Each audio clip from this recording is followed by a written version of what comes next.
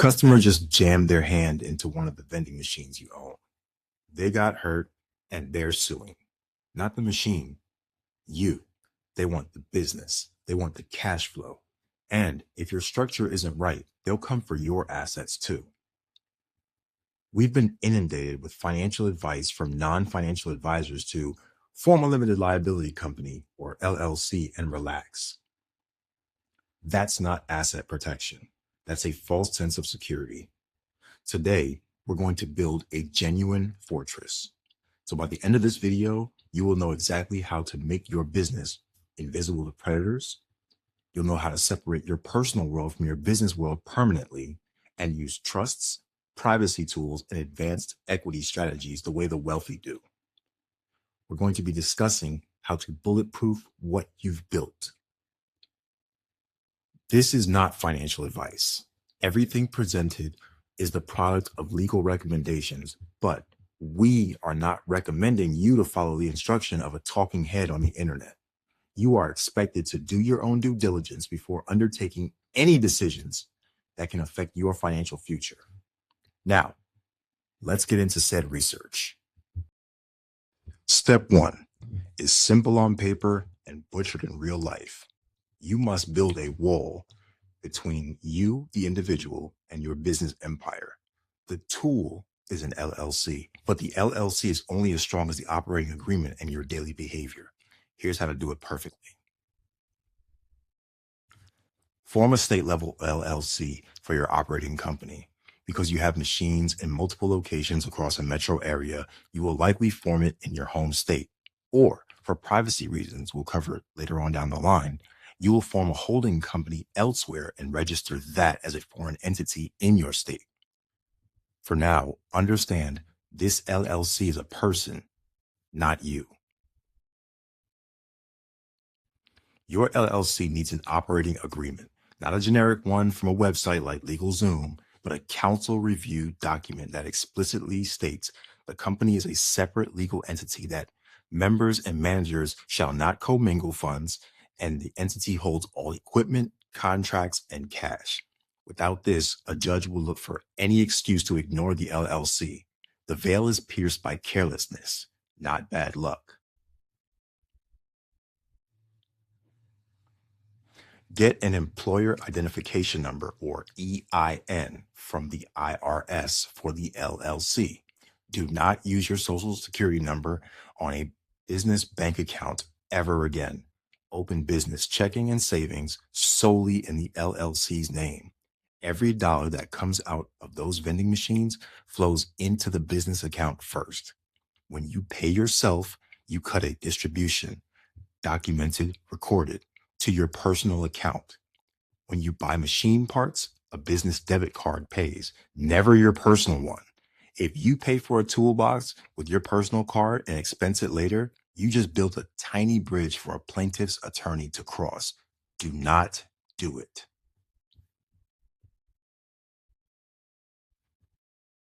General liability insurance is not optional.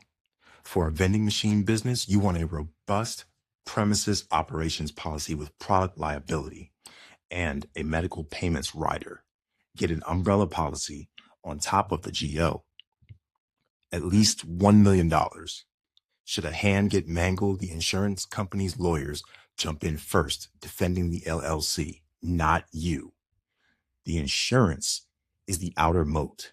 The structural planning that we're about to discuss is the inner keep.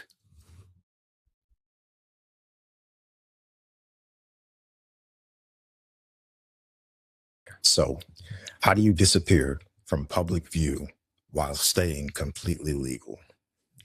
When someone gets injured at your machine, the first thing their contingency fee lawyer does is run an asset and address search. If your name and home address are sitting on the Secretary of State's website, the lawsuit gets real personal real fast.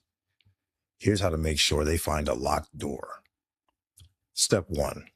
Form an anonymous parent LLC. You need a holding company in a state that does not require public disclosure of members or managers. The two gold standard states are Wyoming and New Mexico. Wyoming has the advantage of charging order protections for LLCs. New Mexico has the advantage of no annual report or franchise tax. For a vending machine business that wants maximum privacy and low maintenance, I'll use New Mexico in this example. You file a New Mexico LLC. On the public facing form, you list a commercial registered agent, a company whose sole job is to receive legal mail and forward it to you. The registered agent's address becomes the official address for the LLC on public record. Your name and home address appear nowhere. The LLC's members are declared privately in the operating agreement, which is stored in your safe and not in Santa Fe, New Mexico. Step 2. Create a trust to hold the LLC. This is the true anonymity layer. If you personally are named as the member in that private operating agreement, a determined litigant could still subpoena the records eventually. So we add one more layer.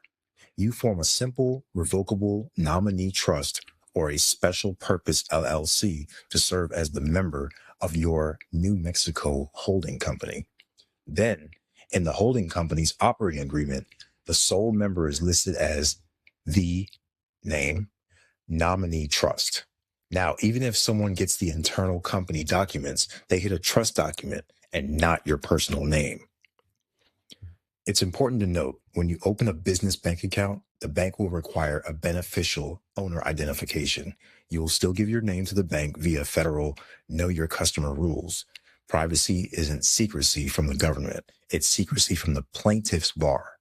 The bank does not publish that information. The public record remains clean. Step 3.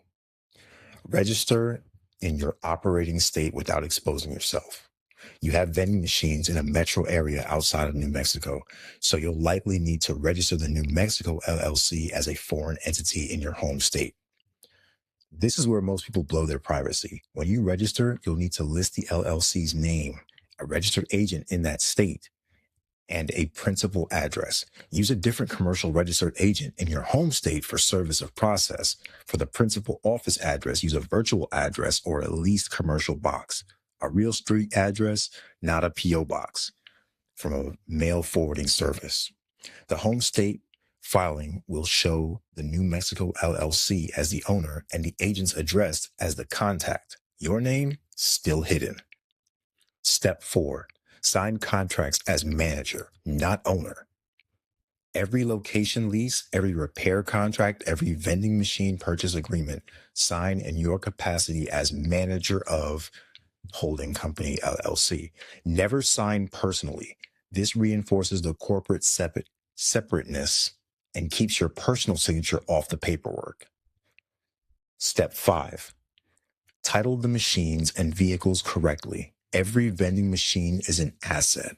Title them in the same name of the operating LLC or separate equipment LLC, which we'll touch on in advanced strategies. If you use a vehicle to service machines, that vehicle should be owned by the LLC and insured through a commercial auto policy. A personal car doing business pickups is a veil-piercing magnet. You've heard, just put everything in a trust.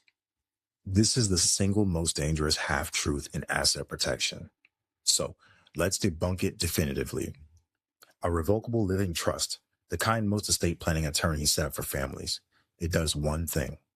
It avoids probate when you die. While you're alive, you have full control, full benefit, and full access.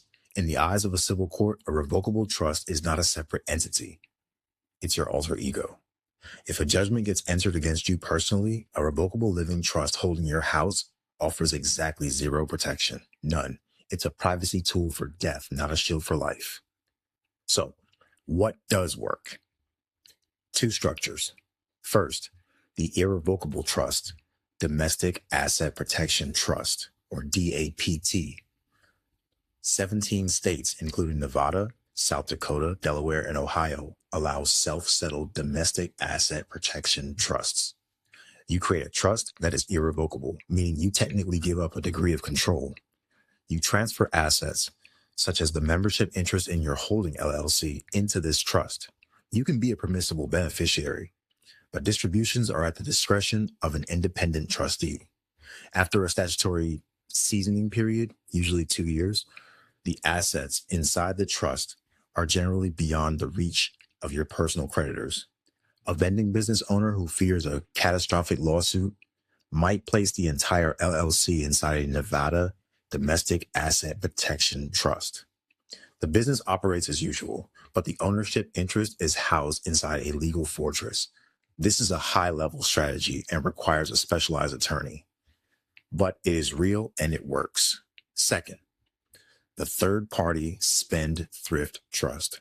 If you're not comfortable giving up control but want to protect assets for children or a spouse, you can have an independent trustee hold assets for them with spend thrift language that prevents their creditors from touching it.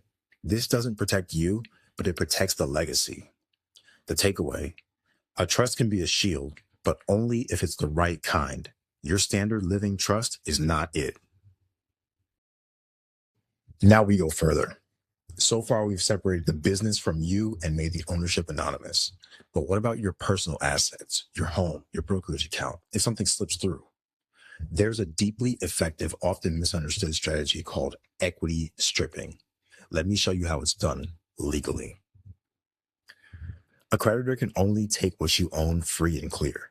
If your house has $500,000 in equity, it's a target. If it has $15,000 in equity, because a legitimate lien is already there, it's unattractive to anyone trying to force a sale.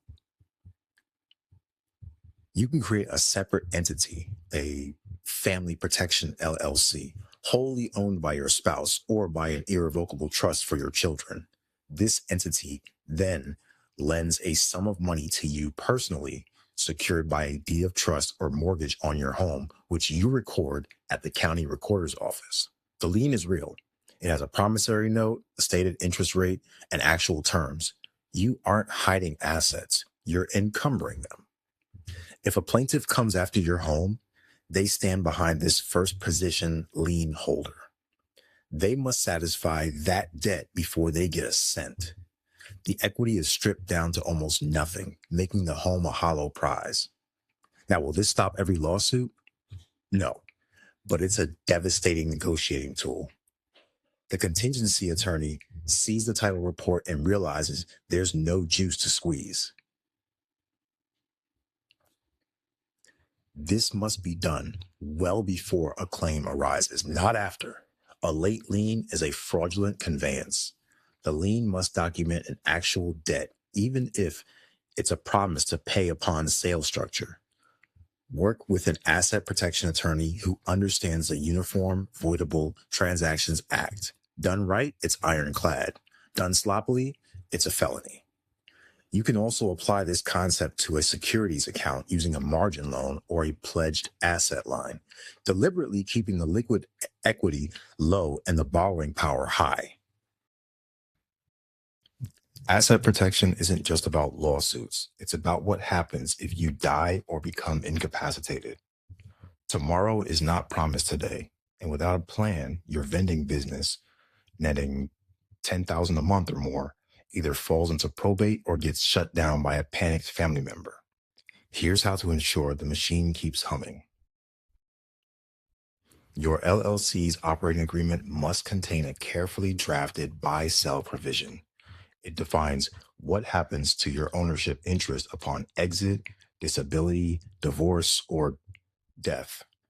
Typically, the business interest passes first through a binding right of first refusal to a pre-named successor or to the estate, with a requirement that the estate sell the interest back to the company at a pre-agreed valuation. This prevents your shares from ending up in the wrong hands. The vending business takes out a small term life insurance policy on you, the owner. If you die, the proceeds buy out your interest from your estate immediately. Instant cash for your family, uninterrupted business for the operator. This is succession planning 101, but most solo operators never do it. Remember, we debunked the living trust for liability? Well, for death, it's perfect. Hold the business interest that is outside the DAPT in a revocable trust solely to avoid probate courts. A pour-over will catches any stray assets. This ensures your family doesn't wait 18 months to access the cash flow. If you're unconscious in a hospital, someone needs to pay the machine restockers and renegotiate the lease. A durable financial power of attorney and an advanced healthcare directive kept with the operating agreement give your chosen person the immediate legal authority to keep the business alive. Your business isn't built through luck. It's built through quiet, disciplined execution. Protecting it requires that same discipline. Here's your checklist with zero urgency and total clarity. Form a proper LLC with a tailored operating agreement. Never commingle funds. Shield your name using a holding company, a nominee trust, and commercial registered agents for all state registrations. Layer in insurance, general liability, a commercial umbrella, and commercial auto if you use a vehicle. Insurance always comes first. Replace the living trust myth with real protection. Consider an irrevocable DAPT if your risk and net worth justify it. Strip equity from your home and personal accounts using properly documented legitimate liens well before the trouble starts. And install the estate plan. As you've probably already caught on, we're using one of the boring businesses to build out examples of how to set up, run, automate, and protect the businesses you build. The topics we go over are interchangeable with each of the boring businesses. We're not saying that it is specific only to the 11 boring businesses we listed in the first part of the series, but they are the ones that we back tested to ensure that the information that follows works in tandem with those businesses. In the next and final part, we're going to tackle how to pass on what you've built to your future generations while limiting or eliminating the stress of the government and them trying to take their cut. See you in the next one.